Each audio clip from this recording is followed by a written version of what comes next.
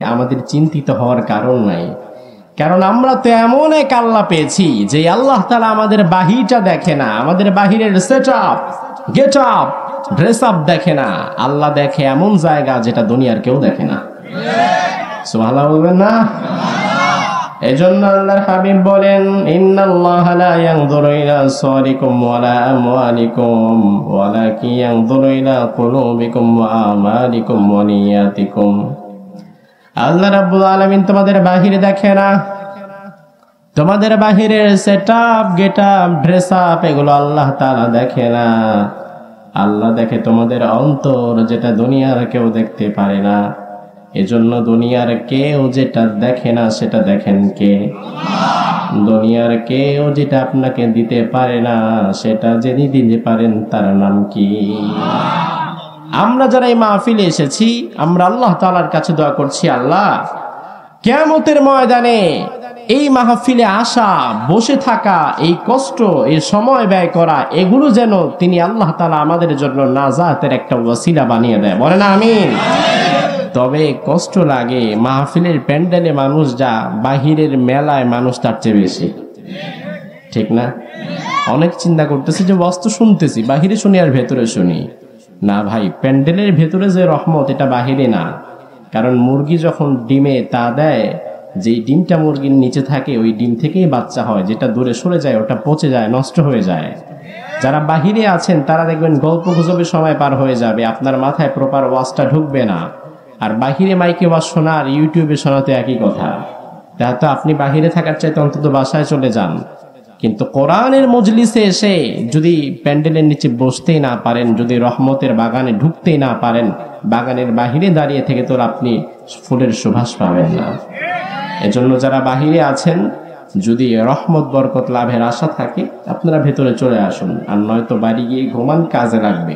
শুধু শুধু ঘুরে ফিরে সময় নষ্ট করার কোনো দরকার নাই, ঠিক না? আসুন, এখন আমরা যারা আছি, আল্লাহ তাআলা আমাদের যাদেরকে কবুল করেছে কোরআনের মাহফিলে বসার জন্য, আমরা সময় ক্ষেপণ না করে সরাসরি আমার আলোচ্য বিষয় থেকে, কোরআনে কারীম থেকে কথা বলা শুরু করে দেই। আমাকে আলোচ্য বিষয় দেওয়া হয়েছে সূরা বনী ইসরাঈলের 23 নং আয়াত হতে শুরু। কোন সূরা? এই সূরাটার নাম শুনছেন জীবনে? সূরাতু বনী ইসরাঈল। সূরার নাম বনী ইসরাঈল, নাম তো শুনছেন, বনী ইসরাঈল। ওই বনী ইসরাঈলদের নামে আল্লাহ তাআলা কোরআনে কারীমে একটি সূরা দিয়েছে। সেই সূরার 23 নং আয়াত থেকে আমাদের আলোচনা আজকে শুরু হবে ইনশাআল্লাহ। মানে আল্লাহ যদি চায়। এখন আল্লাহ যদি না চায়, আমি আপনি শুরু করতে পারবো না। তবে শুরু করার পূর্বে কোরআনে কারীম পড়ার আগে, শোনার আগে একটা রুলস আছে, এটা আল্লাহ প্রদত্ত। ওটা মেনটেন করে যদি আপনি শুনতে বসেন, আল্লাহ তাআলা আপনাকে রহমত দান করবে। সেই রুলসটা হচ্ছে, কোরআনে কারীমে আল্লাহ নিজেই বলে দিচ্ছেন। আসুন কোরআন থেকে শুনি, কোরআন শোনার আগে বা পড়ার আগে কি করতে হবে।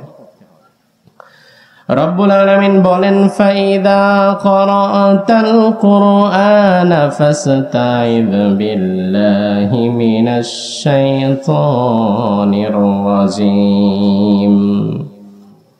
ও গোলামেরা, যখন তোমরা কোরআন পড়তে যাবে অথবা কোরআন শোনার জন্য কোরআনের মজলিসে গিয়ে বসে পড়বে, কোরআন শোনার জন্য যখন যাবে অথবা কোরআন পড়ার জন্য যাবে, তখন তোমাদেরকে সব চাইতে বেশি ধোঁকা যে দিবে তার নাম কি?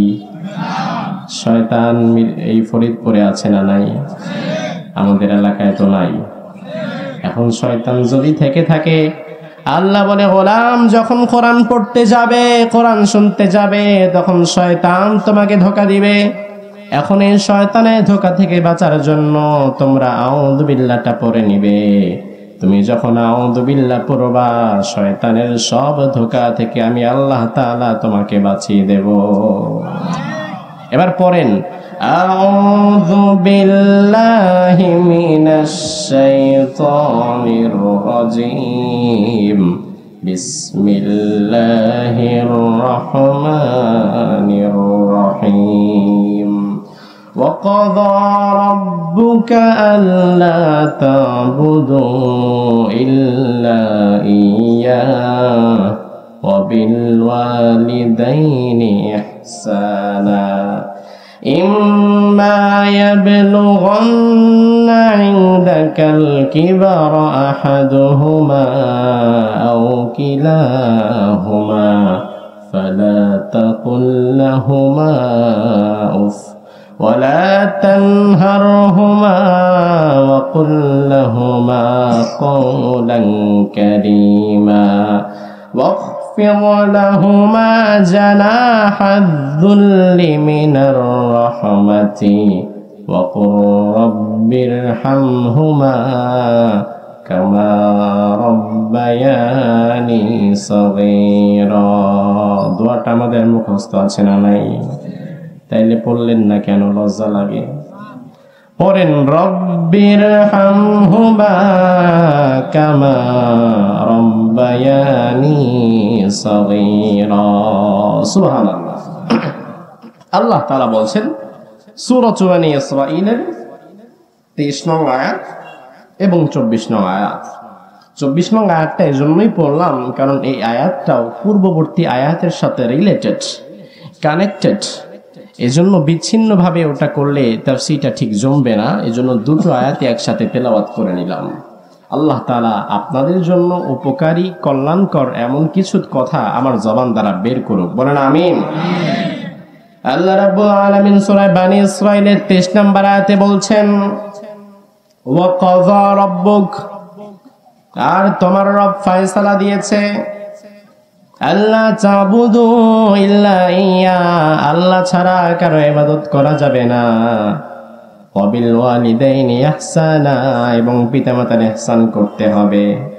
ফয়সালা দিয়েছেন কে? আল্লাহ। আরো জোরে বলেন আল্লাহ। আমার ভাইয়েরা, তাফসীরের দিকে ঢুকছি, ব্যাপারগুলো ভালো করে বুঝতে হবে।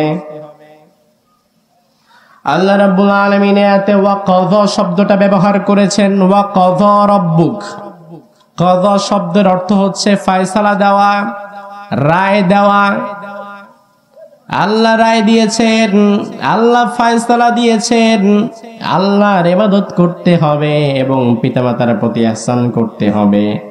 একই আয়াতে কয়টা বিষয়ের রায় দিয়েছেন? বুঝেন না কথা? কয়টা বিষয়ের রায় দিয়েছেন? মনে রাখেন, দুটো বিষয়ের রায় আল্লাহ দিয়েছেন।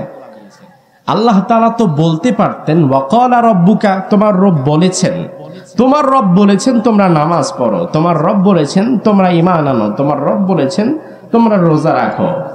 আল্লাহ তাআলা ওয়াকালা রাব্বুকা বলেছেন, এই কথার পরিবর্তে ওয়াকাযা রাব্বুক, কলার পরিবর্তে কাযা শব্দটা ব্যবহার করলেন। বলা এক কথা আর রায় দেওয়া আরেক কথা। আপনার বাবা আপনাকে একটা কথা বলল যে বাবা তুমি একটু 200 টাকা নাও, বাজারটা করে আসো, এটা হচ্ছে বলা। আর আদালতে বিচারক একটা কথা আপনাকে বলল যে তোমার 2 মাসের জেল, বিচারকের এটা কিন্তু বলা না, বিচারকের এটা হচ্ছে রায় দেওয়া। বিচারকের এটা, বাবার কথা না মানলে বাবা আপনাকে মারতে বা জেলে দিতে, ফাঁসি দিতে পারবে না, কিন্তু বিচারকের কথা না মানলে কিন্তু আপনি শাস্তিযোগ্য অপরাধ করবেন। এখন আল্লাহ তাআলা ওয়াকালা রাব্বুকা, তোমার রব বলেছেন না, ওয়াকাযা রাব্বুক, তোমার রব ডাইরেক্ট রায় দিয়েছেন, ফয়সালা করেছেন। আল্লাহ বললেন ওয়াকাযা রাব্বুক, তোমার রব ফয়সালা করেছেন, রায় দিয়েছেন। একটা ব্যাপার ভালো করে বোঝেন, এই দুনিয়ার আদালতে আপনি যদি কোনো বিচারের জন্য যান, নিম্ন আদালত থেকে যদি একটা রায় দিয়ে দেওয়া হয়, এই রায় যদি আপনার ভালো না লাগে, আপনি কিন্তু বাংলাদেশের আইনে নিম্ন আদালতের উপরে গিয়ে উচ্চ আদালতে, হাইকোর্টে আবার আপিল করতে পারবেন। পারবেন না? হাইকোর্টে আপিল করতে পারবেন যদি নিম্ন আদালতের রায় আপনার মনোপ্রত না হয়। এবার আপনি হাইকোর্টে আবার নতুন করে আপিল করলেন একই বিচারের জন্য। হাইকোর্ট থেকে 2 মাস পরে একটা রায় আপনাকে দেয়া হলো। এখন যদি হাইকোর্টের রায় আপনার ভালো না লাগে, তাহলে কিন্তু আপনি সুপ্রিম কোর্টে আপিল করতে পারবেন।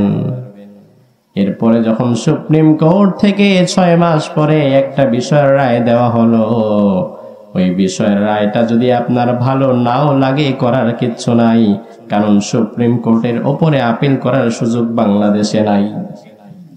আমার ভাইরা কথাটা এজন্য বললাম, বুঝেন, নিম্ন আদালতের রায় ভালো না লাগলে উচ্চ আদালতে যাওয়া যায়, হাইকোর্টের রায় ভালো না লাগলে সুপ্রিম কোর্টে যাওয়া যায়, কিন্তু আমার আল্লাহ তো এমন বিচারক, আমার আল্লাহর রায় যদি আপনার ভালো না লাগে আপনি অন্য কোথাও আপিল করার কোনো সুযোগ পাবেন? সুযোগ আছে? আছে সুযোগ? তার মানে আমার আল্লাহর বিচার চূড়ান্ত বিচার, আমার আল্লাহই চূড়ান্ত বিচারক। আমার আল্লাহর চেয়ে বড় বিচারক আর কেউ আছে নাকি এই দুনিয়াতে? আমাদের যারা বিচারক, আমাদের যারা প্রধান বিচারপতি হয়, ওই প্রধান বিচারপতিদেরও যিনি বিচারক তার নামটা কি? আমার ভাইরা, বিচারপতি তোমাকে বলছি, বিচারপতি তুমি সাবধান। ও বিচারপতি, তুমি আজকে ক্ষমতা পেয়ে, প্রধান বিচারকের আসনটা পেয়ে যারে খুশি তার বিরুদ্ধে রায় দিও না। দলের ক্ষমতায় অন্ধ হয়ে টাকা খেয়ে তুমি রায় দিও না। বিচারক তোমাকে তো একদিন মরাই লাগবে, মরাই লাগবে, মরাই লাগবে। আর যখন তুমি মরবা তখন তোমার বিচার যিনি করবেন সেই বিচারকের নাম কি? বাংলাদেশের একজন বিচারপতি ছিল কয়েক বছর আগে, এখন নাই। এখন তিনি সাবেক মানে গত হয়ে গেছে। তার নাম ছিল এসকে সিনহা। বেচারা এখন তো আর প্রধান বিচারপতি নাই, অথচ কয়েক বছর আগেও ছিল। আমার ভাইরা, যে মুরব্বী ঠিক কথা বলছে। এক সময়কার বিচারপতি, তাও আবার প্রধান বিচারপতি, তার উপরে আর কোনো বিচারপতি নাই। এক সময়কার প্রধান বিচারপতি এসকে সিনহা এখন হয়ে গেছে 11 বছরের আসামি।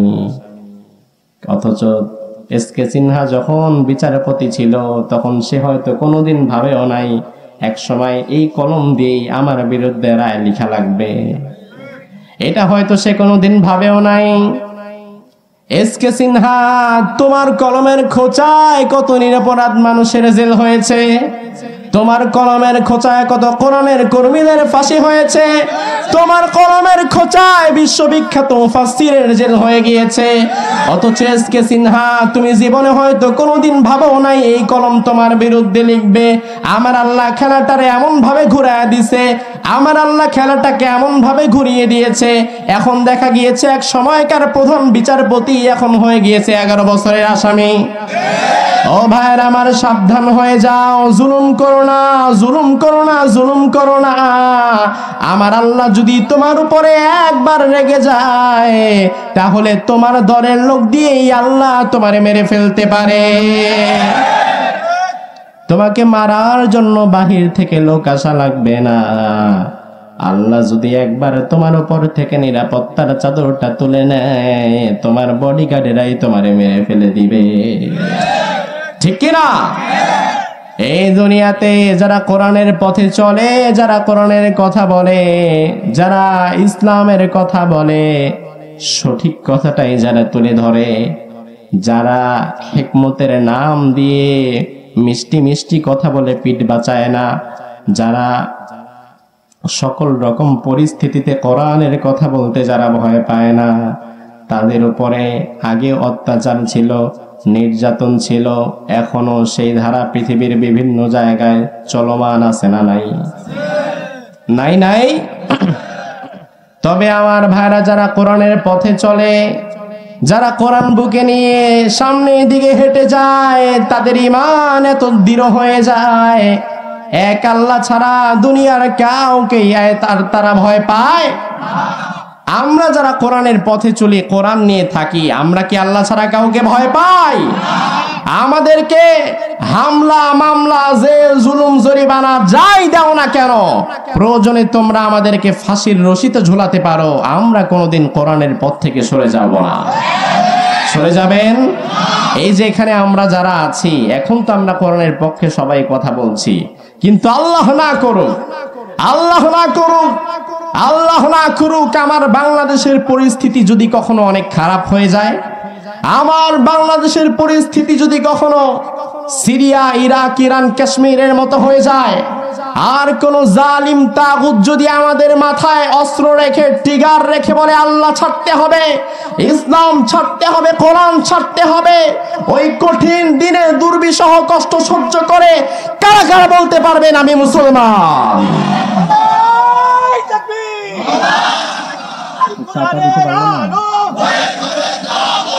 ইসলামের শত্রুরা, আল কোরআনের শত্রুরা,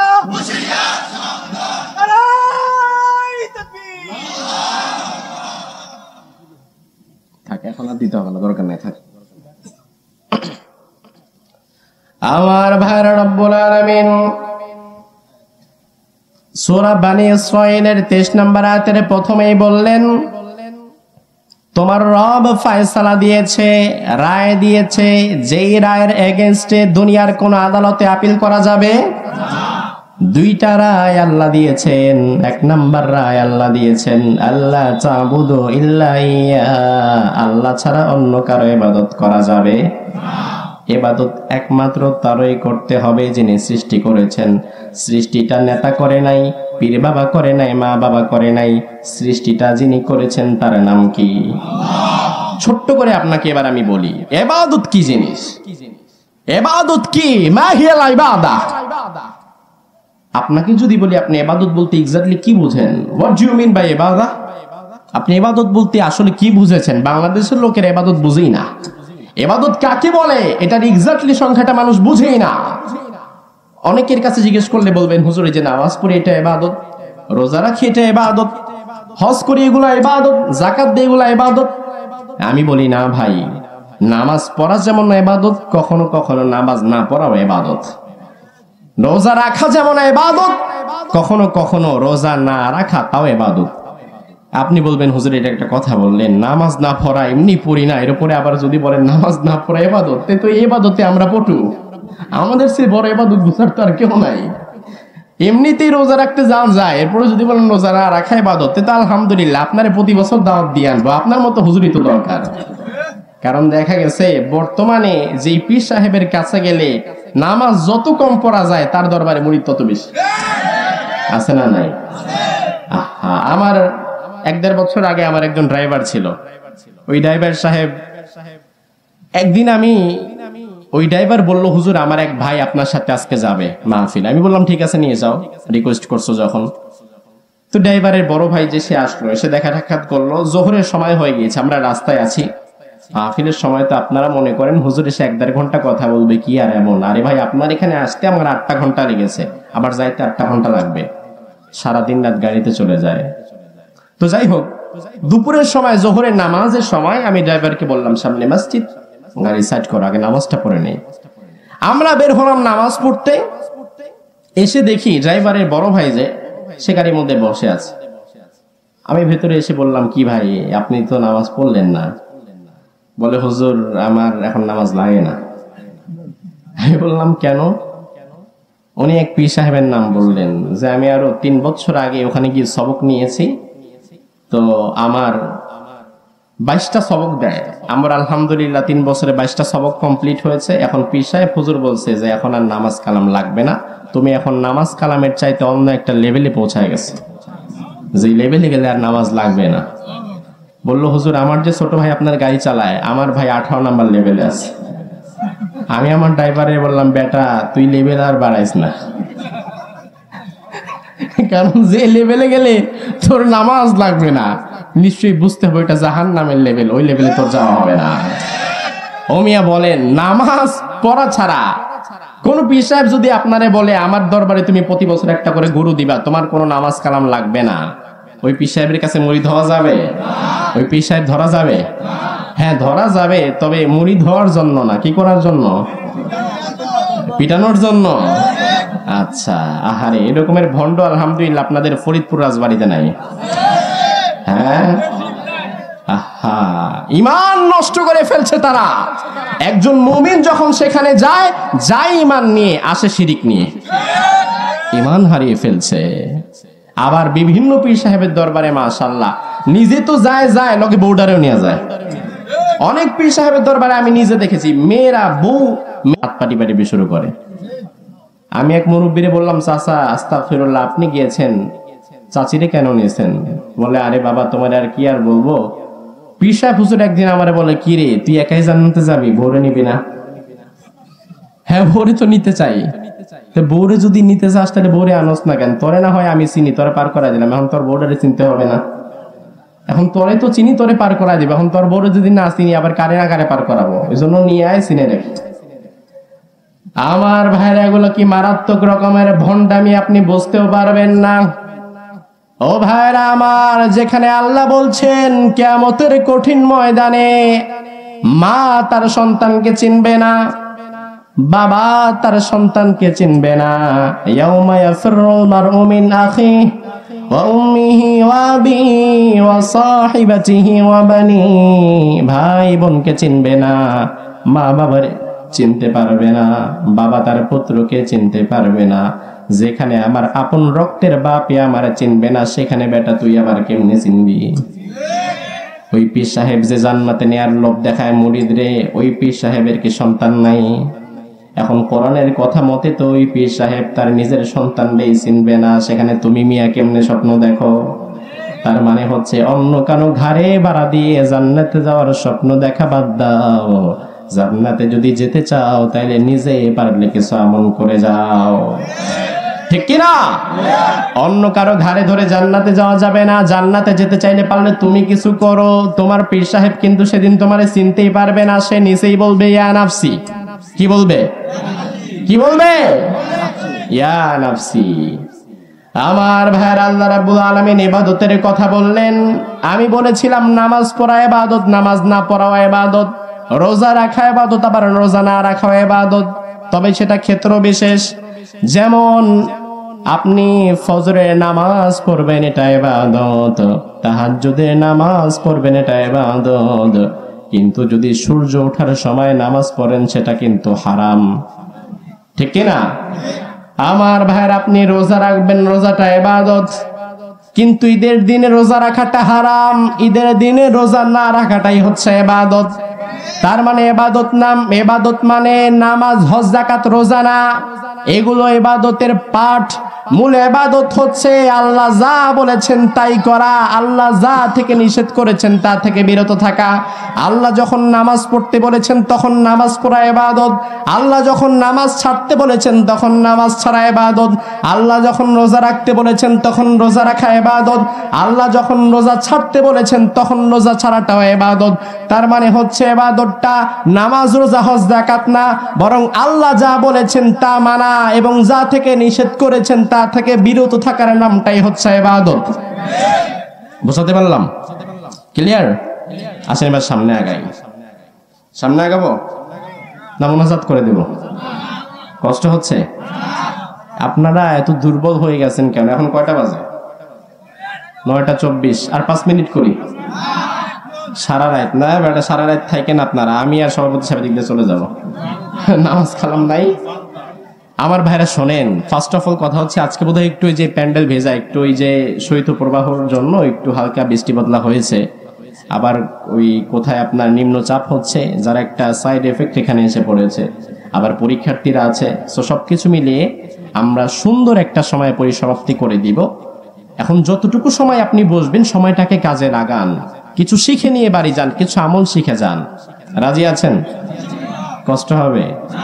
মুখ দিয়ে আওয়াজ বের হয় না। হারে পাবলিক, নির্বাচনের সময় 2 কাপ চায়ের লোভে আর 100টা টাকার লোভে মিথ্যাবাদী, বেনামাজি, ফাসিক নেতার পেছনে তুমি স্লোগান দিয়ে গলা ফাটায় ফেলো।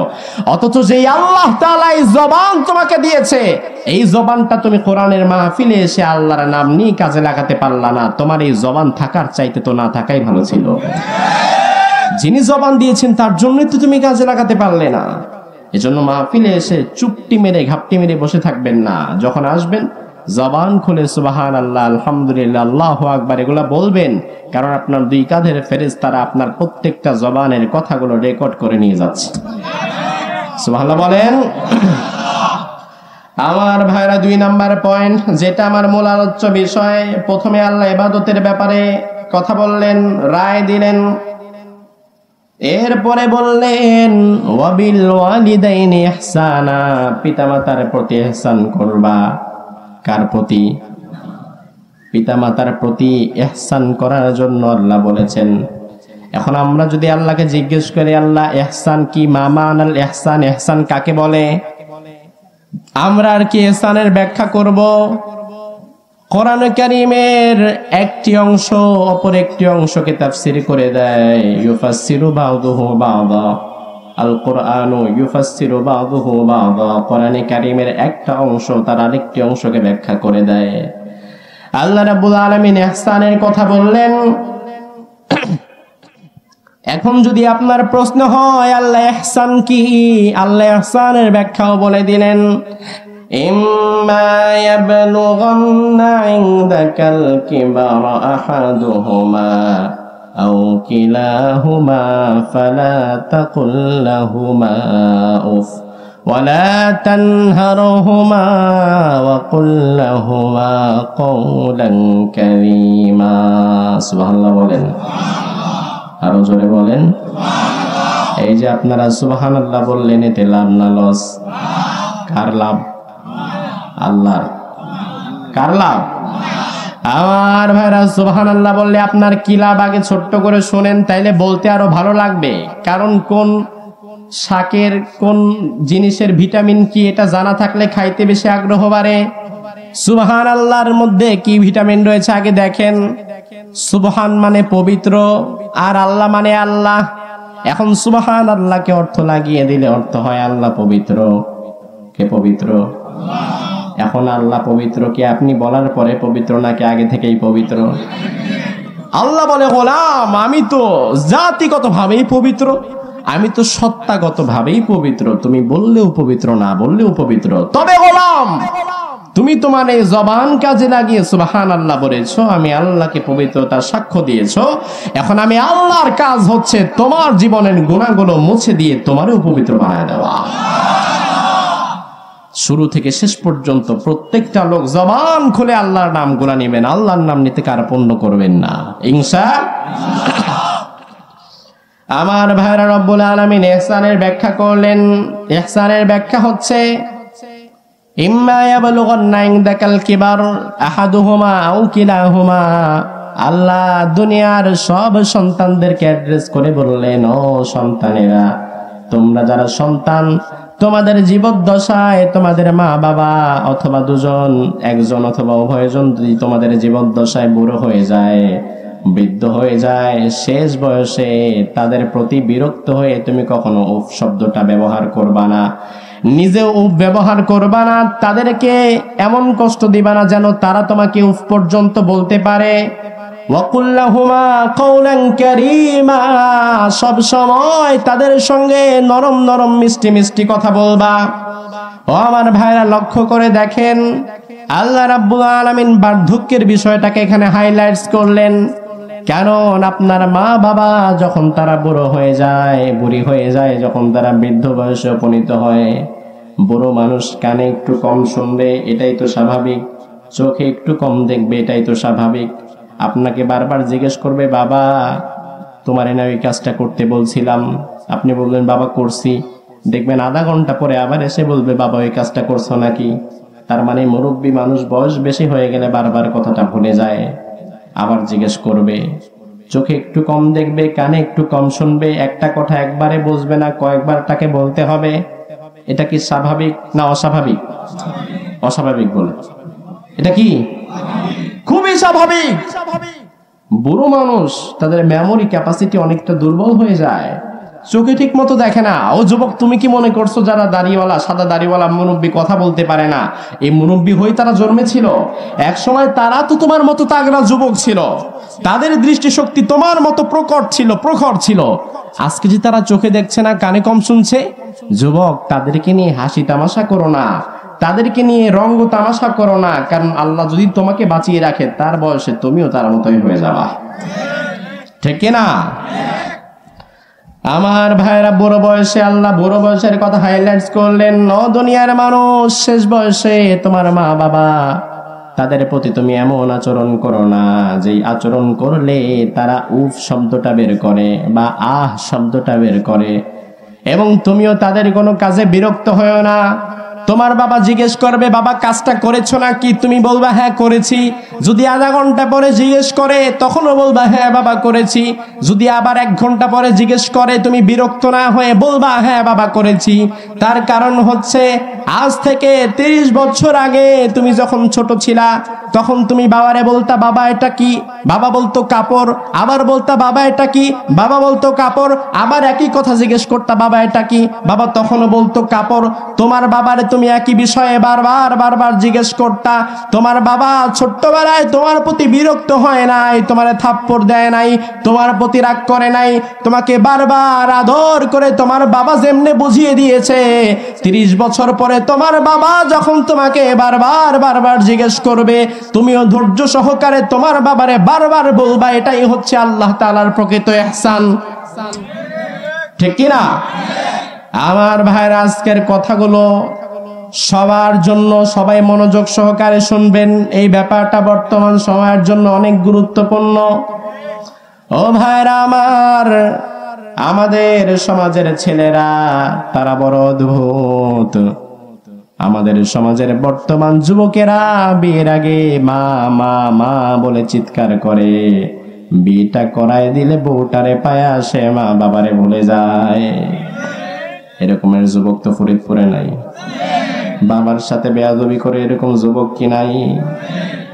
আমার ভাইরা আল্লাহর হাবিব বলেন তিরমিজির 1900 নম্বর হাদিস, আল্লাহর হাবিব বলেন রিদাল্লাহি ফি রিদাল ওয়ালিদাইন ওয়া সাখাতুল্লাহি ফি সাখাতিল ওয়ালিদাইন। ও দুনিয়ার মানুষেরা শুনে রাখো, আল্লাহর সন্তুষ্টি তোমার মা বাবার সন্তুষ্টির মধ্যে, আল্লাহর অসন্তুষ্টি তোমার মা বাবার অসন্তুষ্টির মধ্যে। তার মানে তোমার মা বাবা যদি তোমার উপরে সন্তুষ্ট থাকে, তোমার উপরে আরশে আজিমের মালিক আল্লাহ সন্তুষ্ট হয়ে যাবেন। আবার তোমার মা বাবা যদি তোমার উপরে অসন্তুষ্ট হয়ে যায়, তাহলে তোমার উপরে অসন্তুষ্ট যিনি হবেন তার নাম কি? আমার ভাইরা, কিয়ামতের পূর্বে আমাদের সমাজে বেশ কিছু আলামত ঘটে যাবে। তার অন্যতম 2টা আলামত যেগুলো মা বাবার সাথে রিলেটেড, আপনাদেরকে বলে যাই, একটু মিলিয়ে নেবেন। আল্লাহর হাবিব বলেন কিয়ামতের পূর্বে একটি আলামত হবে, আতার রাজুলু ইমরাতাহু ওয়াক্কা উম্মাহু। কিয়ামতের পূর্বে মানুষগুলো তার বউয়ের আনুগত্য হবে, বউয়ের অনুগত হবে, বউয়ের কথা শুনবে, আর বউটারে পেয়ে সে মা থেকে দূরে সরে যাবে। এই হাদিসের বাস্তবতা এখন আমাদের সমাজে আলহামদুলিল্লাহ নাই। হ্যাঁ, ও মুরব্বীরা জবাব দেন, আছে? আছে? দেখেন 1500 বছর আগের হাদিস শোনাচ্ছি, অথচ আজকের যুগে দেখলে মনে হবে রাসূল বোধহয় এই সমাজ দেখেই এই কথাটা বলে গিয়েছিলেন। ঠিক কি না? আমার ভাইরা, ফরিদপুরের সন্তান ঢাকায় গিয়েছে চাকরি করার জন্য। মা মায়ের খুব ভক্ত, বাবার খুব ভক্ত। অফিসে যাওয়ার আগে একবার ফোন দেয়, অফিস থেকে বাসায় ফিরে রাতে আরেকবার ফোন দেয়। মায়ের সাথে বাবার সাথে সারাদিন 2-1 কথা না হলে তার ভালো লাগে না। মাত্র 12,000 টাকা বেতন পায়। 12,000 টাকা বেতন পেয়ে মাসের 1 তারিখে 10,000 টাকা মায়ের কাছে ফোনে পাঠিয়ে দিয়েছে। মা ফোন দিয়ে বলে, পাগল ছেলে, 12,000 টাকা পাইলি, 10,000 টাকায় তো পাঠিয়ে দিলি, তুই আর কি রাখলি? তুই কিভাবে চলবি? ছেলে বলে, মা রে, তোমরা ভালো থাকলেই আমি ভালো থাকবো। আমি কষ্টে মষ্টে চলে যাব, কিন্তু তোমরা ভালো থাকো এটাই আমি চাই। আমার ভাইরা, কিছুদিন পরে ছেলেটাকে বিয়ে করিয়ে দিল। এবার বিয়ের পরে সারাদিনে একবারও আর ফোন দেয় না। 2-3 দিন পরে মা ফোন দেয়, ফোন দিয়ে দেখে এই মুহূর্তে নাম্বারটি ব্যস্ত আছে। মা কয়েকদিন পরে আবার ফোন দেয়, দেখে ফোনে পাওয়া যাচ্ছে না।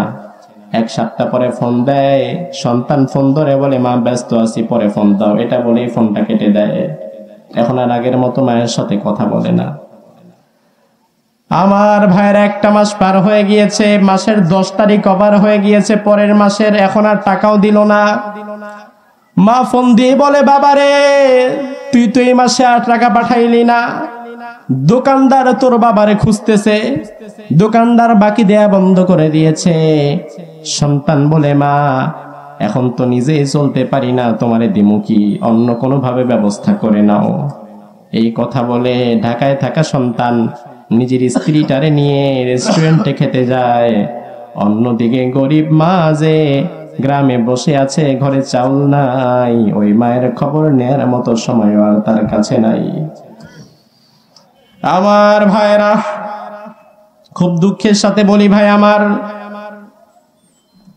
আব্দুল্লাহ বিন ওমর রাদিয়াল্লাহু আনহুর ছেলে একবার এসে বললেন, ও আল্লাহর নবী, আমি একটা মেয়েকে বিবাহ করেছি, আমার বাবা ওমরে তো আপনি চেনেন। আমার বাবা ওমর আমার এসে বলে ওই বউটারে তালাক দিয়ে দিতে। আমি কি করব নবী, আপনার কাছে জানতে চাই। আল্লাহর হাবিব বললেন, আব্দুল্লাহ, তোমার বাবা ওমর বিচক্ষণ মানুষ, তোমার বাবা ওমর যদি তোমার বউরে তালাক দিতে বলে তবে তালাক দিয়ে দাও, এটাই হচ্ছে আমার রায়। আবার ইব্রাহিম আলাইহিস সালাম, আল্লাহর বড় পয়গম্বর, ইব্রাহিম আলাইহিস সালামের ছেলের নাম হচ্ছে ইসমাইল। নামটা শুনেছেন? শুনেন নাই? ইসমাইল আলাইহিস সালাম বিয়ে করলেন। বাবা থাকে দূর দেশে, তিনি থাকে আরেক দেশে। বিয়ে করে চিঠি লিখলেন, বাবা আমি তো বিয়ে করেছি, বাবা আপনি তো পয়গম্বর মানুষ, নবী মানুষ, অনেক ব্যস্ততা আপনার, একটু সময় করে আপনার বউটাকে দেখে আসেন, আপনার বৌমাকে দেখেন, একটু দোয়া করে দেন। এখন তৎকালীন যুগে বাবা যে কবে আসবে তার তো কোনো ঠিক ঠিকানা নাই, যোগাযোগের কোনো ব্যবস্থা নাই। ইসমাইল একদিন বাড়ি ছিল না, অন্য এক জায়গায় কাজে গিয়েছিল। ঠিক ওই দিন ওই মুহূর্তে আল্লাহর পয়গম্বর বাবা ইব্রাহিম বাড়ি চলে এলেন। ঠিকানা নিয়ে জোগাড় করতে করতে, মানুষজনকে জিজ্ঞেস করতে করতে ইসমাইলের বাড়িতে এসে হাজির। ইসমাইল ছিল না। এসে দরজায় নক করলেন, ভেতর থেকে নারী কণ্ঠে আওয়াজ আসলো, কে? ইব্রাহিম আলাইহিস সালাম নিজের পরিচয় দিলেন না। তিনি বললেন, আমি এক মরু পথিক, একটু এসেছি ইসমাইলের খোঁজে। কেন, কি দরকার? ইসমাইল কি বাড়ি আছে? তাকে একটু দরকার ছিল। বলে, না। কোথায় গেছে? জঙ্গলে গেছে। আচ্ছা, তোমরা কেমন আছো? বলে, ভালো নাই। ইব্রাহিম আলাইহিস সালাম বুঝলেন, আমার যে সন্তান আল্লাহর সন্তুষ্টির জন্য জবাই হয়ে যেতে রাজি হয়েছিল, ওই সন্তানের কাছে যে মেয়ে বলে ভালো নাই, আসলে মূলত এই মেয়েটাই ভালো না। আমার সন্তান তো ইসমাইল খারাপ না, সে তো খারাপ মানুষ না, তার কাছে যদি বলে ভালো না, তাহলে ওই মেয়ের মধ্যে সমস্যা। খুব রুক্ষ ভাবে কথা বললেন, একটু বসতেও বললেন না, কোন আদর আপ্যায়নও করলেন না। এবার ইব্রাহিম আলাইহিস সালাম বললেন, ঠিক আছে মা, আমি চলে যাচ্ছি, তবে তোমার স্বামী ইসমাইল যদি বাড়ি ফিরে আসে তাকে বলবা সে যেন ঘরের কি পাল্টায়, চৌকাঠটা পাল্টিয়ে নেয়। ইব্রাহিম আলাইহিস সালামও চালাক, যদি বলে বউ পাল্টায় নিতে, এই মহিলা তো জীবনও করব না। আমি আমার স্বামীর কমু নাকি আমার পাল্টাইতে গেছে, মাথা খারাপ। এজন্য ইব্রাহিম আলাইহিস সালামও চালাক, তিনি একটা কোড ইউজ করলেন, একটা সিক্রেট কোড ইউজ করলেন। এখন ইব্রাহিমও নবী, ইসমাইলও নবী, নবীর কোড নবী বুঝে, ঠিক না? ওই মহিলা তো বুঝবে না, কিন্তু নবীর কথা তো ঠিকই নবী বুঝবে যে আমার বাবা আসলে কোন চৌকাঠটা পাল্টাইতে বলছে। ওই মহিলারে বলছে, বাবা মা, আমার ছেলে ইসমাইল আসলে বলবা সে যেন তার ঘরের চৌকাঠটা পাল্টিয়ে নেয়। মহিলা বলে, আরে ভাই চৌকাঠ তো ঠিকই আছে, একদম নতুন লাগাইছে, টকটকা ভালো চৌকাঠ, এটা পাল্টাবে কেন? না তুমি একটু বলে দেখো, একটু সমস্যা আছে। ইসমাইল আলাইহিস সালাম বাড়ি ফিরলেন সন্ধ্যায়, খাওয়া দাওয়ার পর্ব শেষ করে। এবার বউ বলল, এক মরুপথিক, এক বুড়ো মানুষ তোমার সন্ধানে এসেছিল। ইসমাইল বললেন, কোন বুড়ো মানুষ? বলে, দূরদেশ থেকে এসেছে। ইসমাইল আলাইহিস সালাম বুঝে ফেললেন যে এই বুড়ো মানুষ আর কেউ নয়, জামানার পয়গম্বর আমার বাবা ইব্রাহিম। এবার ইসমাইল বললেন, তিনি যাওয়ার সময় তোমাকে কিছু বলেছে নাকি? পুত্রবধূ বলল, ইসমাইলের স্ত্রী বলল, বুড়ো মানুষটা বলেছে তুমি যেন ঘরের চৌকাঠটা পাল্টায় ফেলো। ইসমাইল আলাইহিস সালাম বুঝে ফেলেছেন।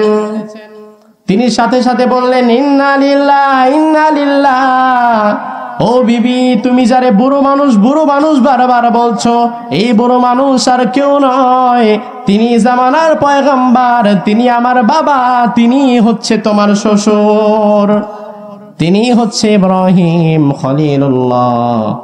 আর যে চৌকাটটা পাল্টাতে বলেছে, ঘরের চৌকাটটা না, আমার বাবা ইব্রাহিম তোমারই পাল্টিয়ে ফেলতে বলেছে। আমি আমার বাবার কথার উপরে আমল করার জন্য তুমি বিবিরে আমি এখানে তালাক দিয়ে দিলাম। আমার ভাইরা, ঘটনাটা বলার উদ্দেশ্য কি? মজা পাইলেন, বসে থাকলেন, এইটা তো উদ্দেশ্য না ভাই আমার। ও ভাইরা আমার, একটু কান খুলে শুনে রাখেন, ঠান্ডা মাথায় বুঝেন। আব্দুল্লাহ ওমর রাদিয়াল্লাহু আনহুর কথা শুনে তার স্ত্রী পাল্টালো। ইসমাইল তার বাবার কথায় তার স্ত্রীকে তালাক দিল। তারা এমন ছিল, যারা জান্নাতি ছিল, তারা তাদের বাবা মার কথায় বউরে তালাক দিতে পারত। আর আজকের যুবকেরা, তারা বউয়ের কথায় মা বাবারে তালাক দিয়ে দেয়। ও ভাইরা আমার, কোন যুগে আমরা এসে পড়েছি? আমরা আজকে নিজের স্ত্রীর কথায় নিজের আপন মা বাবাকে আমরা তালাক দিয়ে ফেলছি। আল্লাহর হাবিব কিয়ামতের 2 নম্বর আলামত বললেন, ওয়া'আদনা সাদিকাহু ওয়া কাসাবাহু। 1 নাম্বার আলামত ছিল, যুবকেরা বিয়ের পরে বউয়ের আনুগত্য করবে, মাকে ভুলে যাবে। আর 2 নাম্বার আলামত হচ্ছে ওয়া'আদনা সাদিকাহু ওয়া কাসাবাহু। মানুষ, বিশেষ করে যুবক, তারা বন্ধুদেরকে বেশি গুরুত্ব দিবে আর বাবারেই তারা দূরে সরিয়ে দিবে। এই আলামতটা এখন সমাজের মধ্যে বাস্তব আছে না নাই? আর একটু মিলাই দেখেন। আমার ভাইরা, বাবা বলে তার সন্তানকে বলে, বাবারে স্কুল থেকে এসেছিস, তুই একটু দোকানে বয়, আধা ঘন্টা আমি একটু ভাতটা খেয়ে আসতেছি, তুই একটু দোকানে বয়, একটু আধা ঘন্টা সময় দে। ছেলে বলে, বাবারে আমার সময় নাই, তোমার কাজ তুমি করো, আমার কাজ আছে। এই বলে ঘর থেকে বের হয়ে বন্ধুদেরকে ফোন দেয়। ফোন দিয়ে বলে, আয় গোয়ালন্দরে মরে যাই, রাজবাড়ি যাই, অমুক পার্কে যাই, তমুক স্কুলের সামনে গিয়ে দাঁড়াই। বন্ধুদেরকে সময় দেওয়ার মতো সময়ের অভাব নাই, অথচ নিজের বাবারে দেওয়ার মতো সময় যুবক তোমার কাছে থাকে না। আছে না নাই? বাবা যদি আধা ঘন্টার জন্য বসতে বলে, বসতে পারে না। বাবা যদি একটু কাছে ডাকে, কাছে যায় না।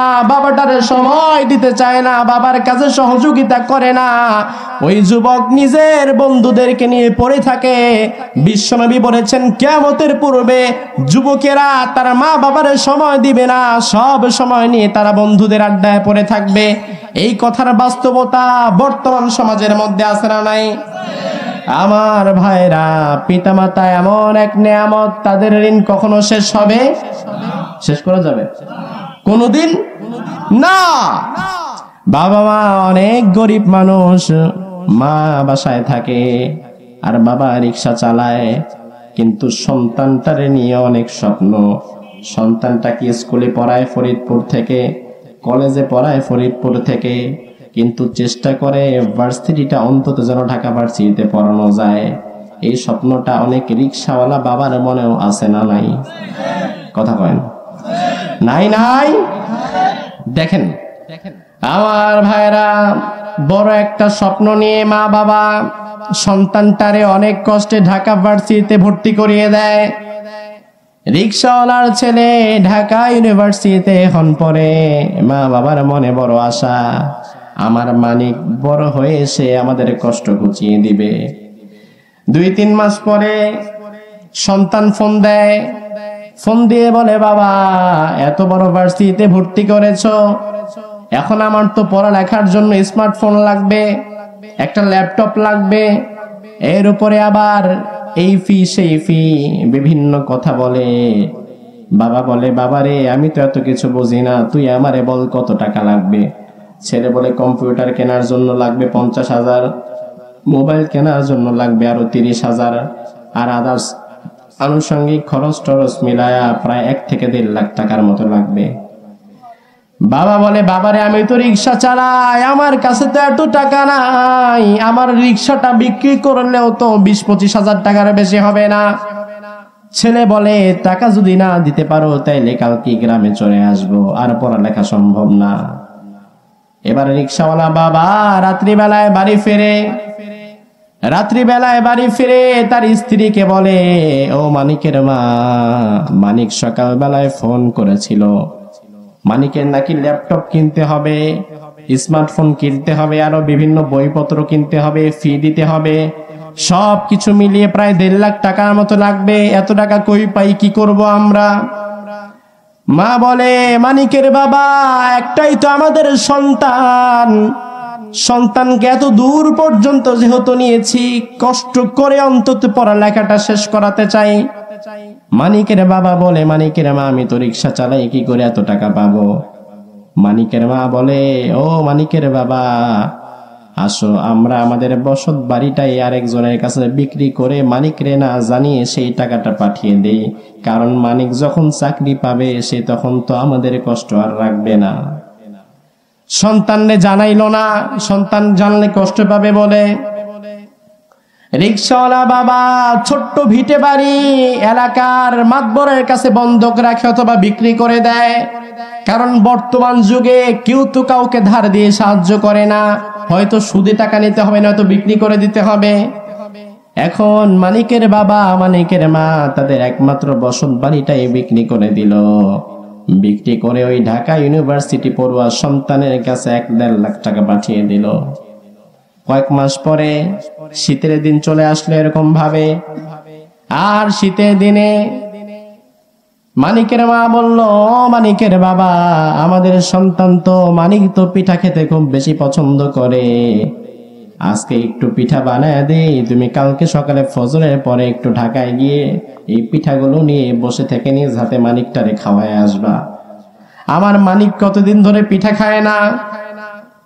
এবার মা রাত্রিবেলায় পিঠা বানাতে লেগে যায়। সকালবেলা বাবা ছেঁড়া জামাটা গায়ে দিয়ে, ফাটা জুতাটা পায়ে দিয়ে, পিঠার পুটলিটা হাতে নিয়ে ছেলে মানিককে খাবারের জন্য ঢাকার দিকে রওনা হয়। ঢাকা ইউনিভার্সিটিতে চলে যায়। এখন এত বড় ইউনিভার্সিটির মধ্যে ছেলেরে কই পাবে? যারে পায় তারে জিজ্ঞেস করে, আমার মানিক রে দেখছো নাকি? বলে, কোন মানিক, কোন ডিপার্টমেন্ট, কোন সেকশন? বাবা রিক্সাওয়ালা তো এত ডিপার্টমেন্ট এত সেকশন ফ্যাকশন বোঝে না, সে শুধু বলে, আমার মানিক বাড়ি ফরিদপুর, দেখতে এরকম আমার একটা মানিক আমার সন্তান। অনেককে জিজ্ঞেস করার পরে একজন ছেলেকে জিজ্ঞেস করে, ছেলেটা বলে, হ্যাঁ অমুক বিল্ডিং এর 2 তলায় যান। এবার বাবা অ্যাড্রেস নিয়ে ওই বিল্ডিং এর 2 তলার দিকে যখন যায়, এদিক দিয়ে 2 তলার বারান্দা থেকে মানিক দেখে ফেলে আমার বাবাটা আমার দিকে আসছে। বাবার শার্টের বোতাম নাই, শার্টের পেছন দিয়ে রিক্সা চালাতে চালাতে ফেটে গিয়েছে, পায়ের জুতার নিচ দিক দিয়েও ফাটা।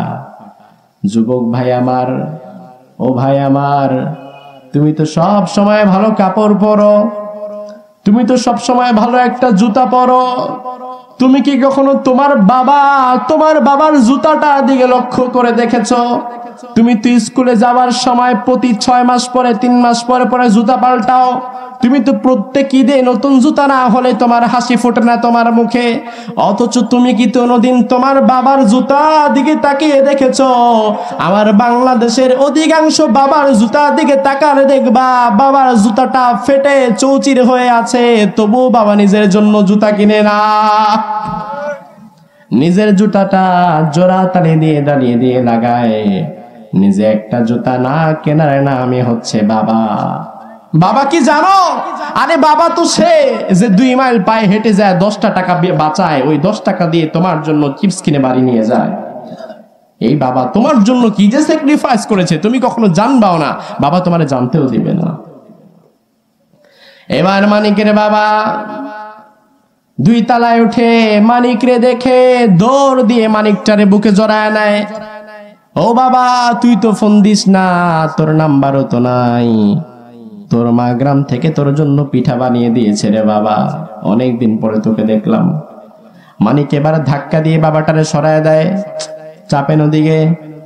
এইভাবে করতেছেন কেন? আপনি হলের বাহিরে যান, বাহিরে দেখা করব, কারণ এখানে আমার বন্ধুরা আছে, তারা কি নাকি মনে করবে। মানিক চিন্তা করে, আমার বাপের শার্টটা ছেঁড়া, আমার বাপের জুতাটা ফাটা, আমার বন্ধুরা যদি দেখে আমার বাপটা এত গরিব মানুষ, তার জুতা ছিঁড়া, তার শার্ট ছিঁড়া। আমার বন্ধুরা তো আমার ফকিন্নির পোলা বইলা খাপাইতে পারে। তাই দূরে সরেন, হলের বাইরে যান, ওখানে ঘুরে আস্তে করে মুখটা নিয়ে বলে, আসলে এই মুরব্বী আমাদের গ্রামে থাকে, আমাদের বাড়ির কাজকর্ম করে দেয়। আমার মা তার হাতে দিয়ে কি যেন পাঠিয়েছে, সে আমার বাড়ির থাকে, আমার বাড়ির একজন কর্মচারী। বাবার পরিচয়টা দিতে চায় না। ও ভাইরা আমার, পত্রিকায় মাঝে মাঝেই আসে। আমি কয়েক বছর আগে দেখেছিলাম এক মুরব্বী রিকশাওয়ালা, সে গ্রামে গিয়ে আত্মহত্যা করেছিল। কারণ তার সন্তান যে ইউনিভার্সিটিতে পড়ে, ওইখানে যাওয়ার পরে তার সন্তান তার কাজের লোক বলে পরিচয় দিয়েছিল। সন্তান বন্ধুদের কাছে পরিচয় দিতে লজ্জা করে, স্ট্যাটাস মেনটেন হয় না, তাকে স্ট্যাটাস মেনটেন করে চলতে হয়। আমি বলি, যুবক রে, যে স্ট্যাটাসের ভয়ে তুই তোর বাবার পরিচয় দিতে পারলি না, তোর স্ট্যাটাসের উপরে আল্লাহর গজব পড়বে। কিসের স্ট্যাটাস দেখাস বেটা তুই? তোর চাইতে আমার নবীর স্ট্যাটাস কি কম ছিল? কথা কয় না। আমার নবীর মর্যাদা কি তোর চেয়ে কম ছিল? আমার নবী একদিন সাহাবীদেরকে নিয়ে বসে আছেন, বিশ্ব নবী বসার সামনে এরকম সাহাবায়ে কেরাম। এমন সময় একজন বুড়ো মহিলা বিশ্ব নবীর মজলিসে ঢুকে গেলেন। আল্লাহর হাবিব ওই বুড়ি মহিলাকে দেখে নিজে দাঁড়িয়ে গেলেন। আল্লাহর হাবিব দাঁড়িয়ে নিজের চাদরটা বিছিয়ে দিয়ে বললেন, আপনি এখানে বসেন। বুড়ি মহিলা বিশ্ব নবীর গায়ের চাদরের উপরে বসলেন। ওই মহিলা কি যেন বললেন, বিশ্বনবী বাচ্চার মতো আস্তে করে শুনলেন আর শুধু মাথা নাড়া। তারপরে বিশ্বনবী তার জায়গায় বসলেন। সাহাবায়ে কেরাম সবাই অবাক হয়ে আছে, কেউ হতে পারে। আমার ভাইরা, বিশ্বনবীকে দুই তিন দিন দুধ পান করিয়েছিল এক মহিলা। ওই মহিলা ছিল বিশ্বনবীর বাবা আব্দুল্লাহর কৃতদাসী, নাম হচ্ছে উম্মে আইমান। নাম কি? আবার বলেন। বিশ্বনবীর দুধ মা 3-4 দিন দুধ পান করিয়েছিল উম্মে আইমান। আল্লাহর হাবিব এজন্য বলতেন, হিয়া উম্মি বাদা উম্মি। এই যে উম্মে আইমান, এই উম্মে আইমান হচ্ছে আমার মায়ের পরের আমার আরেক মা। ও মিয়া, তুমি স্ট্যাটাসের ভয়ে তোমার গরিব বাবার পরিচয় দিতে লজ্জাবোধ করছো, অথচ তোমার নবী একজন কৃতদাসী মহিলাকে নিজের মায়ের মর্যাদা দিতে কখনো লজ্জাবোধ করে নাই। আরে কিসের লজ্জা ভাই? আমার বাবা রিক্সা চালায়, আমাকে ভার্সিটিতে পড়াচ্ছে, কলেজে পড়াচ্ছে। আমার বাবা চায়ের দোকানদার হয়ে আমারে ভার্সিটিতে পড়াচ্ছে। এটা তো লজ্জা না, এটা তো আমার জন্য গর্বের বিষয়। তোর বাপ তো বেটা সরকারি চাকরি করে দুর্নীতি করে তোর ভার্সিটিতে পাঠাইছে, আর আমার বাপে রিক্সা চালায় কষ্ট করে আমার ভার্সিটিতে পাঠাইছে। তোর চাইতে আমি তো বেশি গর্ব করব, ঠিক কিনা? যুবক, নিজের মা বাবার পরিচয় দিতে লজ্জাবোধ করিস না। এই মা বাবা না থাকলে তোর অস্তিত্বই থাকতো না। অস্তিত্ব থাকতো? খুব কষ্ট লাগে ভাই যখন দেখি ঢাকা শহরে, যখন দেখি মুরব্বি চাপা ভেঙে ভেতরে ঢুকে গেছে। চাপা ভেঙে ভেতরে ঢুকে গেছে মানে তার গালে আর দাঁত নাই। রিক্সার হ্যান্ডেলটা যখন ধরে হাতগুলো এভাবে এভাবে কাঁপে। স্ট্যান্ডে গিয়ে যখন দেখি এরকম কোন মুরব্বি রিক্সা নিয়ে দাঁড়িয়ে আছে, ঢাকা সিটির মধ্যে যে রিক্সা, ওই রিক্সাগুলো মোটর চালিত না, মোটর চালিত রিক্সা আশেপাশে, তবে ঢাকা সিটির মধ্যে রিক্সাগুলা পায়ে চালিত।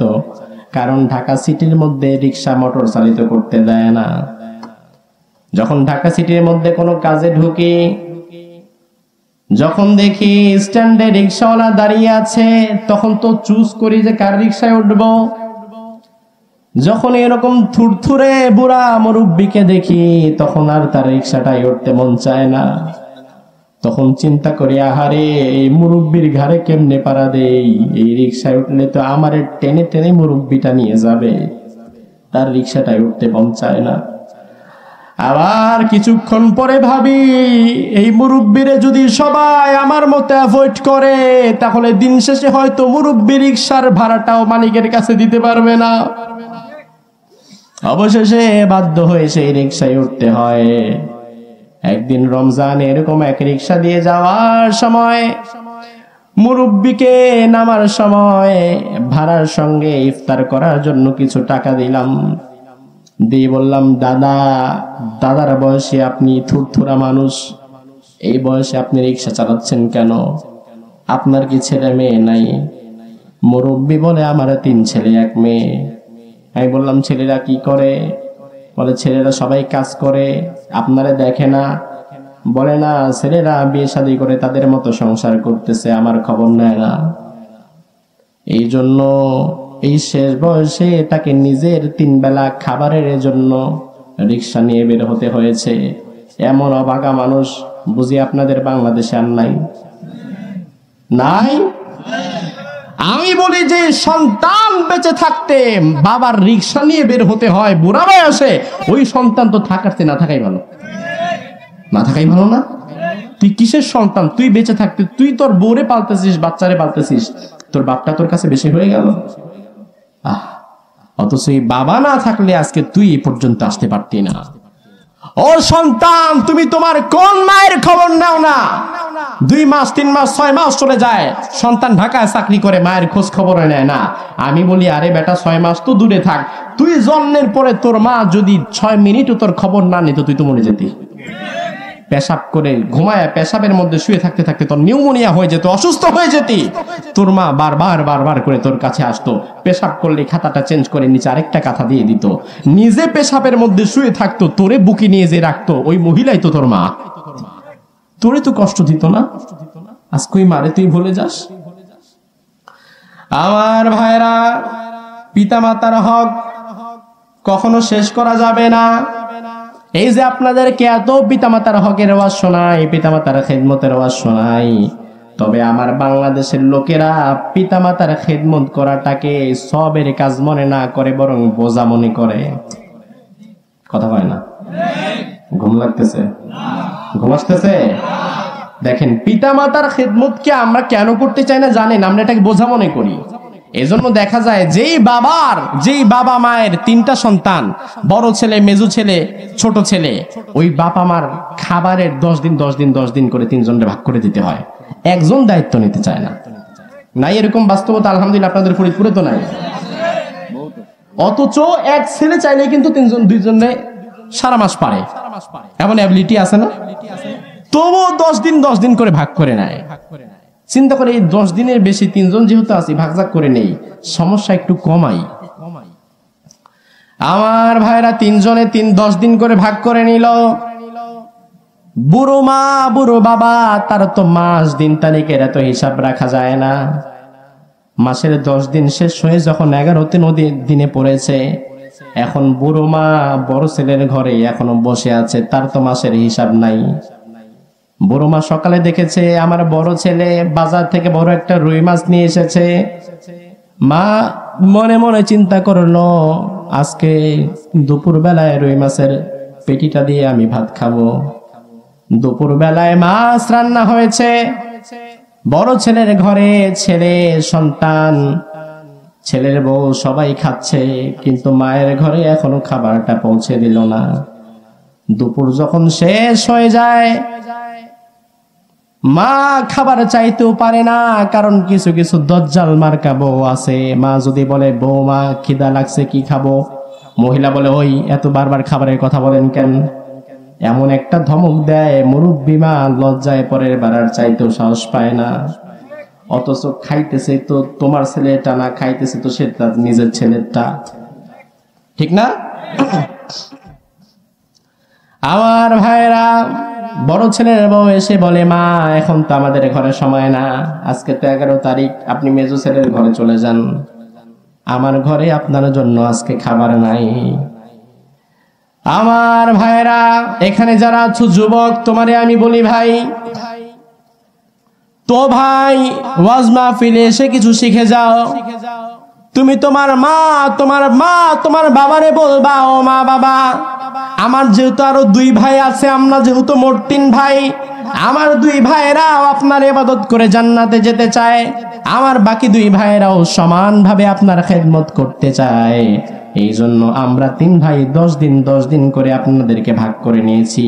আমরা 10 দিন করে আপনাদের সুন্দর মতো ইবাদত করব, তবে ও মা, আমার ঘরের দরজা 10 দিন 20 দিন না, আমার ঘরের দরজা আপনার জন্য 30 দিনই খোলা। আমার পাকঘরের জন্য দরজা আপনার জন্য 30 দিনই খোলা। আপনার যখনই যা মন চাইবে আপনি আমার ঘরে আসবেন।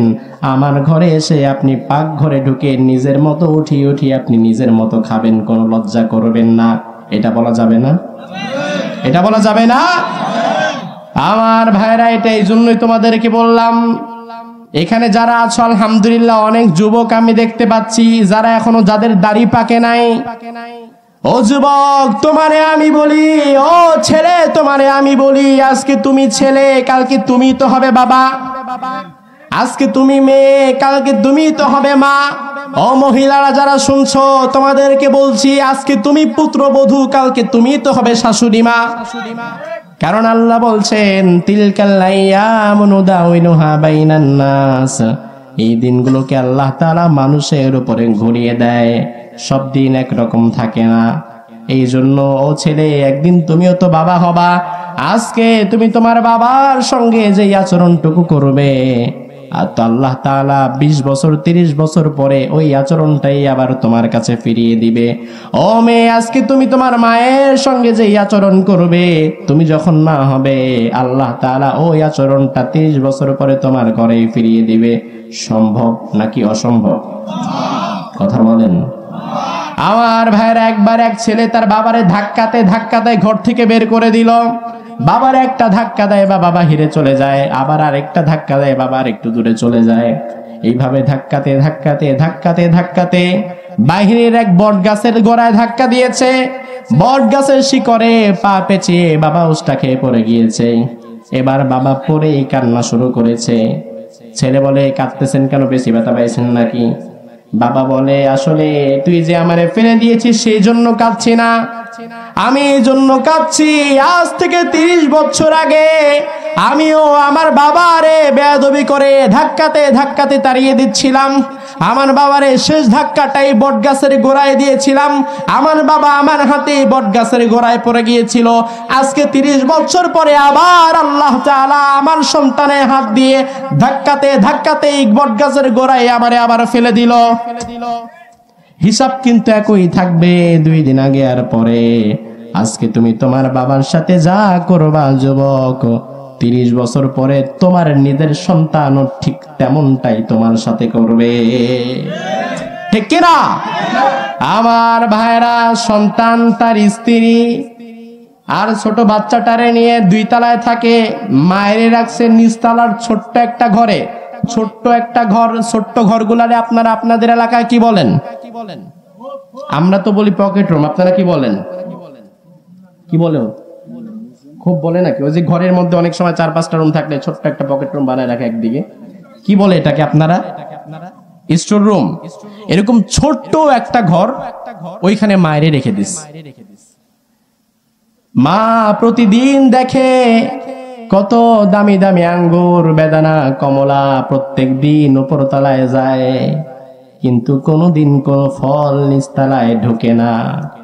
সন্তান দামি দামি জিনিস নিয়ে কিনে বউ বাচ্চা নিয়ে খায়, কিন্তু নিজের মায়ের ঘরে 2টা আপেল সপ্তাহ পাঠায় না।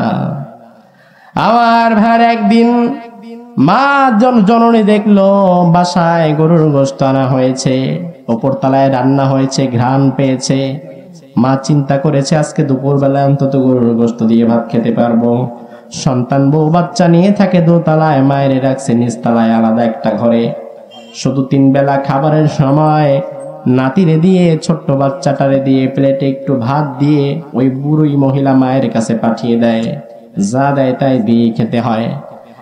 একদিন ভাত নিয়ে আসছে, এসে নাতি বলে, দাদি আজকে দুপুর বেলায় আমরা তো গরুর গোশত দিয়ে ভাত খেয়েছি, এখন তোমার প্লেটের মধ্যে দেখি মা করল্লা ভাজি আর ভাত ছাড়া কিছু দিল না, তুমি কি দাদি গরুর গোশত খাবা না? ওই ছোট্ট নাতি তো এত কিছু বোঝে না। দাদি বলে, নাতি রে, আসলে আমার পেট খারাপ হয়েছে, এই জন্য আমি গরুর গোশত খাই না, তোরাই গরুর গোশত খা। এই কথাটা বলে কি আনন্দে নাকি কষ্টে? আনন্দে বলে নাকি কষ্টে বলে? খুব কলিজা ফাটা কষ্টে মা এই কথাটা বলে। যুবক রে, যেই মা ছোটবেলায় নিজে না খেয়ে তোরে খাইয়েছে, খাইতে যখন বসেছিস মাছ যদি এক টুকরা থাকে, মা নিজে মাছটা নেয় না, বাবারেও নিতে দেয় না, বরং একটা টুকরা মাছ মা তোর প্লেটে তুলে দিত। যুবক, তুই তো বাসায় গিয়ে খাওয়া দাওয়া করে ঘুমিয়ে পড়িস, যদি কখনো পাতিলে ভাত একটু কম থাকে, মা নিজে খায় না, এক মুঠ মুড়ি খায় ঘুমায় যায়, কিন্তু ভাতটা তোর জন্য তুলে রাখে। কিন্তু তুই যখন বড় হয়ে ওই মা বাবার খবর নেস না, তখন মায়ের কলিজাটা ফেটে যায়। আমার ভাইরা, একদিন দেখা গেল দুপুর বেলায় নাতি উপর তলা থেকে ভাত নিয়ে নামতেছে সিঁড়ি দিয়ে, হঠাৎ করে পা পিছলে পড়ে গিয়েছে, ভাত পড়ে গিয়েছে, প্লেটটাও ভেঙে গিয়েছে। এবার নাতি ছোট্ট মানুষ, প্লেটটা ভাঙার পরে ভাতগুলো পড়ে যাওয়ার পরে কাঁদতেছে। মা দৌড়ে এসে বলে, কিরে ব্যথা পাইছিস নাকি, কাঁদতেছিস কেন?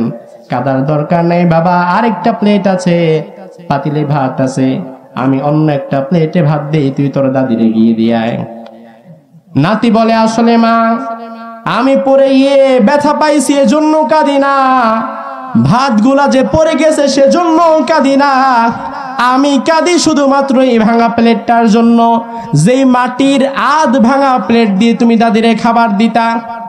মা বলল, কি ব্যাপার, এই আধ ভাঙা প্লেটটার জন্য কেন তুই কাঁদছিস?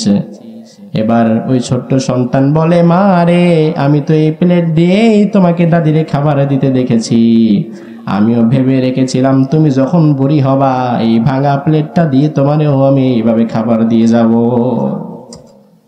এবার মা বলে, এই বেটা বেয়াদব, কি কস, এত ভালো ভালো প্লেট থাকতে আমার এই ভাঙা প্লেট দিয়ে নাকি তুই খাওয়াবি? নাতি বলে, হ্যাঁ মা, তুমি তো আমার দাদির এই ঠিক এইভাবেই খাওয়াচ্ছ, এখন আমিও তো হয়তো এটাই করব, কারণ আপনার সন্তান, আপনি আপনার বাবার সঙ্গে যেমন আচরণ করবেন, আপনার সন্তান কিন্তু এগুলো সব দেখতেছে, এগুলো দেখে দেখে শিখতেছে। আপনি যখন বড় হবেন, আপনার সন্তান এই আচরণগুলো আপনাকে আবার ফিরিয়ে দিবে, ঠিক কিনা? ফিরিয়ে দিবে না? এই জন্য আমার ভাইরা, মা বাবার দোয়া অথবা বদদোয়া সবটাই কবুল, কোনোটাই বিফলে যায় না। আল্লাহর হাবিব বলেন, সালাসু দাওয়াতিন মুস্তাজাবাতুন লা শাক্কা ফিহিন্না, তিন ব্যক্তির দোয়া কবুল হয়, তার মধ্যে কোনো সন্দেহ নাই। সুবহানাল্লাহ, আরো আস্তে কান সুবহানাল্লাহ। কয় ব্যক্তির দোয়া? কয় ব্যক্তি? সালাসু দাওয়াতিন মুস্তাজাবাতুন লা শাক্কা ফিহিন্না, তিন ব্যক্তি দোয়া যে কবুল হয়, there is no doubt in it, এটার মধ্যে কোনো সন্দেহ নাই, কবুল হবেই। এখন কোন তিন ব্যক্তি শুনতে চান? কথা কন, অল্প কথায় বলে ফেলি, শুনে নেন। এক নাম্বার হচ্ছে দাওয়াতুল ওয়ালিদাইন, দুই নাম্বার হচ্ছে দাওয়াতুল মুসাফির, যারা সফর করে। এই যে আমরা যারা মুসাফির অবস্থায় আছি, মুসাফিরের দোয়া কবুল হয়। তিন নাম্বার হচ্ছে দাওয়াতুল মাজলুম, যাদের উপর অত্যাচার করা হয়, মাজলুম যারা হয়, এই মাজলুমের বদদোয়া যিনি কবুল করেন তার নাম কি? এক নাম্বার হচ্ছে দাওয়াতুল ওয়ালিদাইন, পিতামাতার দোয়া। পিতামাতা যদি সন্তানের জন্য হাত তুলে, পিতামাতার এই হাত আল্লাহ কখনো ফিরিয়ে আমার ভাইরা, এবার একটু কান খুলে শোনেন, যার দোয়া কবুল হয় তার কিন্তু বদদোয়াও কবুল হয়, ঠিক না? যার দোয়া কবুল হয় তার বদদোয়াও কবুল হয়। আল্লাহর হাবিব একদিন ওমর ফারুককে বললেন, ওমর, আমি যখন মারা যাব, আমার ইন্তেকালের পরে মদিনায় এক লোকের আগমন ঘটবে, তার নাম হচ্ছে ওয়াইজ আল করনি। করন নামক শহর থেকে ওয়াইজ আল করনি নামে একজন আসবে, সে আমারে বড্ড বেশি ভালোবাসে, কোনোদিন আমারে দেখতে পারে নাই, কারণ তার একজন বুড়ি মা আছে, ওই বৃদ্ধা মায়ের সেবা করতে করতে সে এত ব্যস্ত, ওই বৃদ্ধা মায়ের সেবা করার কারণে আমি নবীরে এসে আর দেখতে পারলো না, যার কারণে সাহাবী হতে পারে নাই। সাহাবী হওয়ার শর্ত হচ্ছে নবীকে দেখতে হবে এবং ঈমান আনতে হবে নবীর হাতে হাত রেখে, এবং ঈমান অবস্থায় মৃত্যুবরণ করতে হবে। কিন্তু ওয়াইজ আল করনি তার মায়ের কারণে তো নবীরে দেখতে পারলো না। আল্লাহর হাবিব বললেন, ওমর, ওয়াইজ আল করনির সংবাদ তোমারা দিয়ে রাখলাম, ওয়াইজ আল করনি যখন এই মদিনার জমিনে আসবে, ওয়াইজ আল করনিরে পেলে তুমি ওমর তার কাছে দোয়া চেয়ে নিবে। সুবহানাল্লাহ বললেন না? আপনি বুঝতেছেন ভাই? কোন ওমর, যেই ওমরকে বিশ্বনবী বলতো ওমর, এই দুনিয়ার কোন মানুষের শয়তান ভয় পায় না নবী ছাড়া, শয়তান একজনই ভয় পায়, সেটা তুমি। সুবহানাল্লাহ বলবেন না? শুধু তাই না, আমার পরে কোন নবী নাই। লাউ কানা বাদি নাবিয়্যুন লাকানা ওমর, তবে আল্লাহ তাআলা আমার পরে যদি কাউকে নবী বানাতো, তবে কাকে বানাতো? ওমর ফারুক রাদিয়াল্লাহু আনহু। নবুয়াতের মতো এত মারাত্মক ব্যাপারে বিশ্বনবী তার নাম উল্লেখ করেছেন। তার মানে কি তার মর্যাদা কম? মর্যাদা কম? একদিন বিশ্বনবী বললেন, আকাশের যত তারকা আছে, এই তারকা কি কেউ গুনতে পারবে? কথা কয় না, কেউ গুনতে পারবে? বিশ্বনবী বললেন, আকাশের যত তারকা আছে, আমার ওমরের আমল আকাশের সব তারকার চাইতেও বেশি। আশারায়ে মুবাশশারাদের একজন। আশারায়ে মুবাশশারা মানে হচ্ছে যারা দুনিয়াতে থাকতেই জান্নাতের সুসংবাদ প্রাপ্ত। এরা যে জান্নাতে যাবে তার মধ্যে কোনো সন্দেহ আর নাই। ওমর বললেন, ওমরে বললেন, ওমর ওই ওয়াইজাল করনি এর কাছে তুমি দোয়া চেয়ে নিবা। ওমর বড় চালাক মানুষ, ওয়াইজাল করনির কাছে আমাকে দোয়া চাইতে বলেছেন, তার মানে ওয়াইজাল করনি সাধারণ মানুষ। আল্লাহর হাবিবের ইন্তেকালের পরে আবু বকর খেলাফতে আসলেন। আবু বকর ইন্তেকালের পরে মদিনার প্রেসিডেন্ট হলেন ওমর।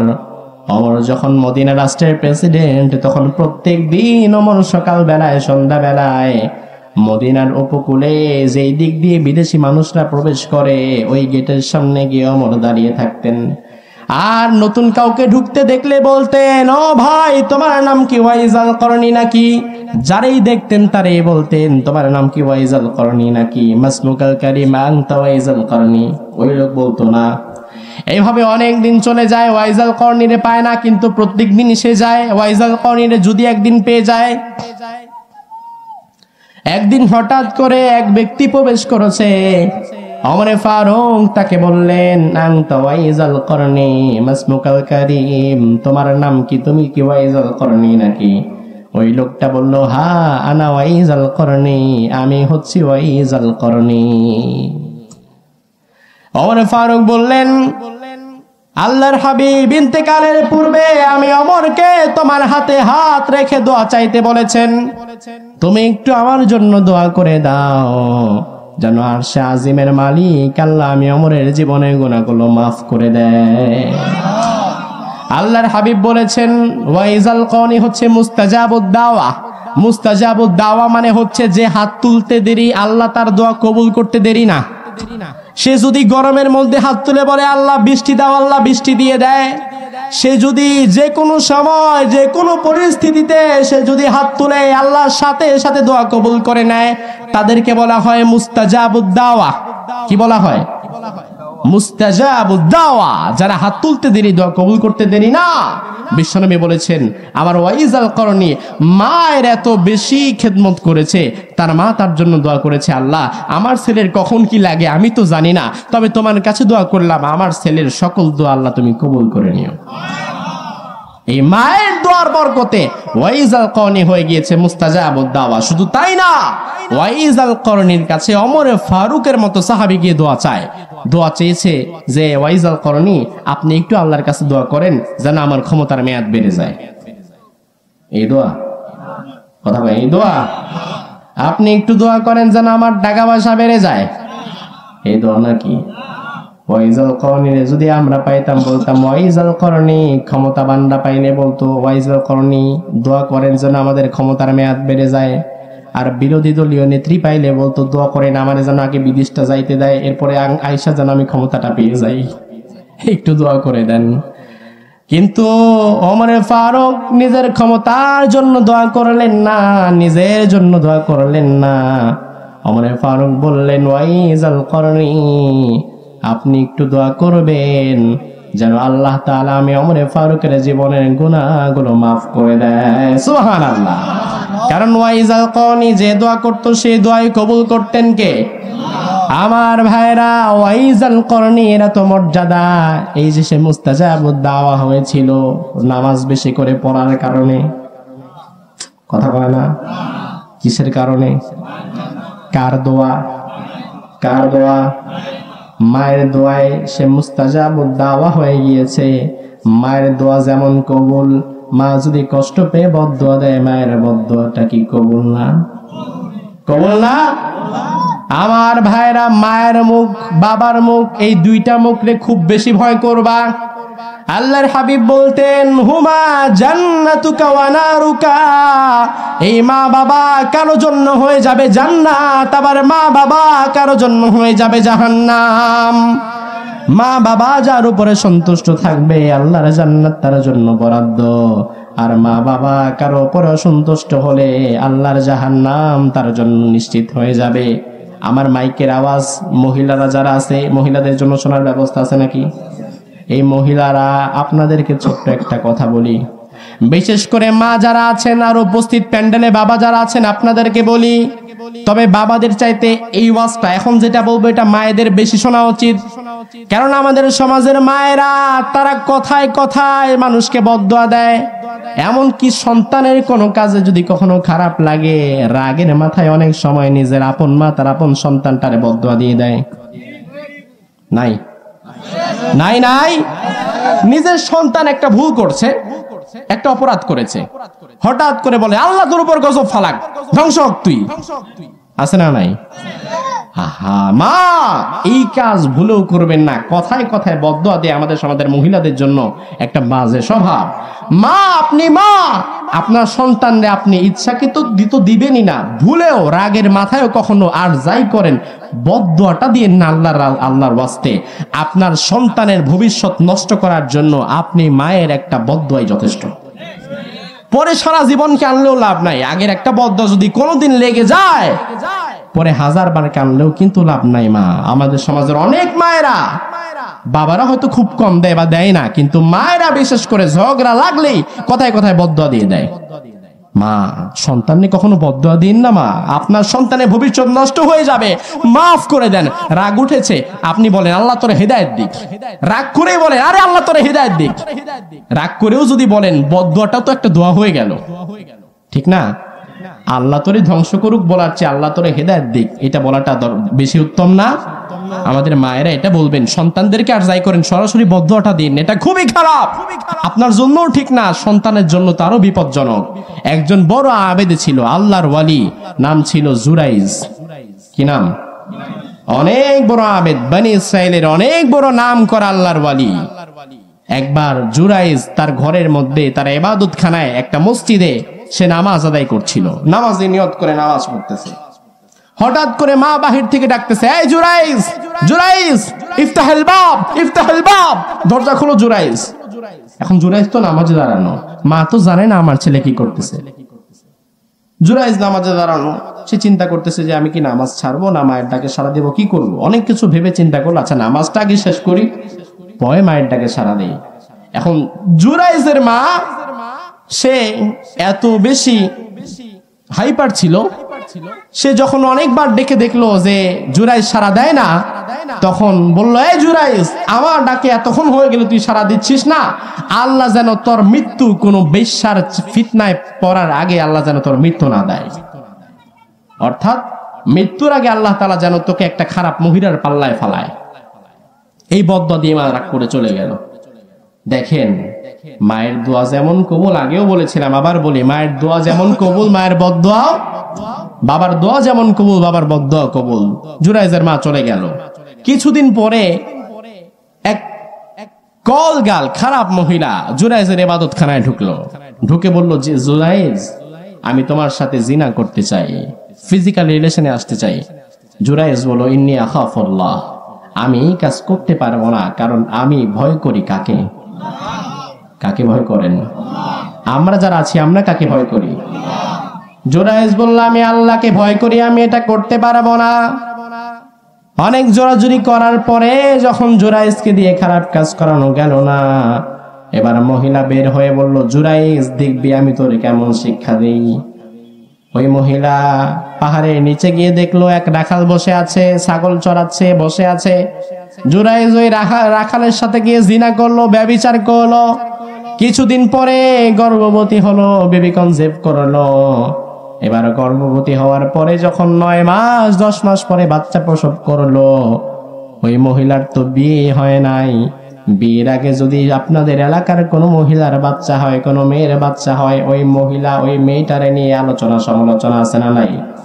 গ্রামের মধ্যে বিচার সালিশ আছে না নাই? বিয়ের পরে হলে সমস্যা নাই, আগে কেন হলো? সবাই এসে পড়ছে, এই মহিলা কার সাথে অপরাধ করেছিস বল, তোর তো বিয়ে হয় নাই, বাচ্চা আসলো কোত্থেকে? মহিলা বলল, এই শোনে, এই সন্তান হচ্ছে জুরাইজের বাপের ফসল। আমি জুরাইজের কামরার পাশ দিয়ে যাওয়ার সময় সে জোর করে ধরে নিয়ে আমার সাথে সহবাস করেছে। নাউজুবিল্লাহ বলেন। ওই মহিলার কথাটা সত্য না মিথ্যা? সত্য না মিথ্যা? সবাই বলল, রে জুরাইজ, তাই না? আমাদের সামনে ভালো সাজো, আমাদের সামনে সুফিগিরি না, আর আড়ালে আড়ালে এই খবর। আয় চল, সবাই মিলে যাই, আজকে জুরাইজরে আমরা ধরবো। সবাই গেল। যাওয়ার পরে জুরাইজের আস্তানা আক্রমণ করছে। এই জুরাইজ, এই বেরো, তোমার এই আস্তানা আমরা ভেঙে ফেলবো, তোমারও শাস্তি দিব। কেন? আমি কি করছি ভাই? কি করছো বোঝো না? এই মহিলার সাথে জিনা কেন করছো? আমি তো জিনা করি নাই। মহিলা বলে, না, ওই জিনা করছে। কই যাবে মানুষ? আমাদের সমাজে দেখবেন, যদি রাস্তায় কোনো পুরুষ মহিলার জ্ঞানজাম লাগে, অধিকাংশ মানুষ মহিলার পক্ষে রায় দিবে, ঠিক কিনা? মহিলা ভুল হইলেও রায় দিবে, ঠিক হইলেও রায় দিবে। সবাই বলে, না, ওই তো ঠিক, তুমি ভুল করছো, তুমি মেয়ে খারাপ মানুষ, সুফিগিরি দেখাও। জুরাইজ বলল, আচ্ছা, আমারে 2 রাকাত নামাজ পড়ার সময় দাও। বলে, 2 রাকাত নামাজ পড়া যায় করে, এরপরে কিন্তু পিটাবো। ঠিক আছে, 2 রাকাত নামাজ পড়ার সময় দাও।